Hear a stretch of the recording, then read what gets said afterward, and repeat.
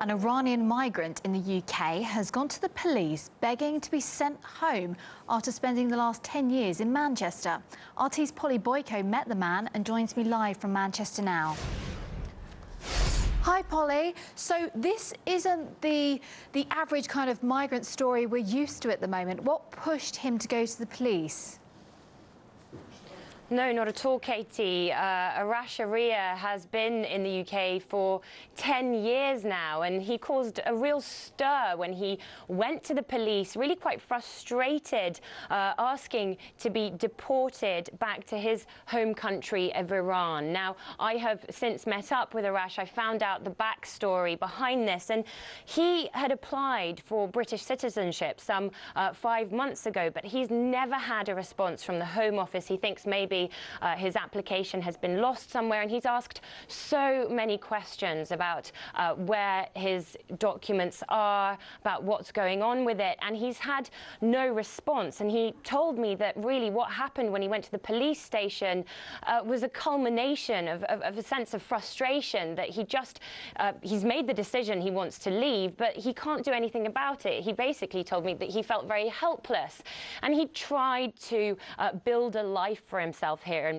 in Britain, but it didn't work. He's unemployed, he's unable to get a job. He says he feels lonely, he feels depressed, that the city isn't what it's cracked up to be, and that he's just finding it increasingly difficult. So he's made a decision, he wants to go, but he can't. He's stuck in this sort of immigration status limbo. Now, we have been following him today as he tries to get some answers from the local authorities here, and we've been trying to find out with the Home Office what's going on with his application. We'll find out more about that later, but I do have him here with me, so I'm going to ask him a few questions. Arash, thank you very much for joining me. Can you tell me, first of all, what caused that frustration, that anger? What forced you to go to the police station and really say, just send me back right now?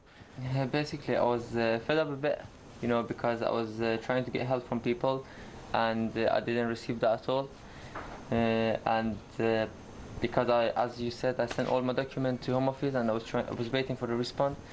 I didn't receive anything, and it makes me, you know, just fed up. And I went to police station. I said the best thing, just send me to my back home, you know. Why is it that you want to go back to Iran? What's made you decide that there's no point continuing life in Britain? Basically, you know, I was trying to find a job, you know, trying to save some money, you know, to go travel everywhere in the world. I found that it's a bit hard, you know, to find a job. It's not that easy as people said. So, and I changed my mind. I said, you know what, it's better to try somewhere else and make a better life somewhere else. What is it that you found so disappointing about living here, about life here? Is it just that you don't have the opportunities that you'd like? Yes, that's the one, because I haven't got opportunity, first of all, and there is opportunity, but you have to work hard, and basically I was trying to do whatever, you know, came through, but it wasn't that easy. There's so many people now desperate to get to Britain, at Britain's doorstep. If you had the chance to say something to them about life here, what would you say about the reality of living here? Because a lot of people have quite a rosy expectation that life here will be very easy. What would your message to them be?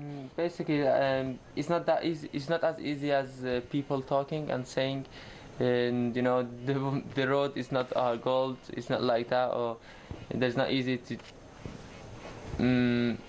As people saying, you have to work hard for whatever you want to get. Well, there you have it, Arash. Thank you very much for joining us.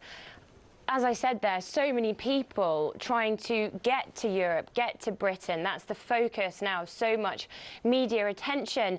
And the story of somebody who's just so frustrated with life here in Britain and who wants to go back is attracting a lot of attention. Polly, thank you very much. That's our Polly Boyko there, reporting from Manchester.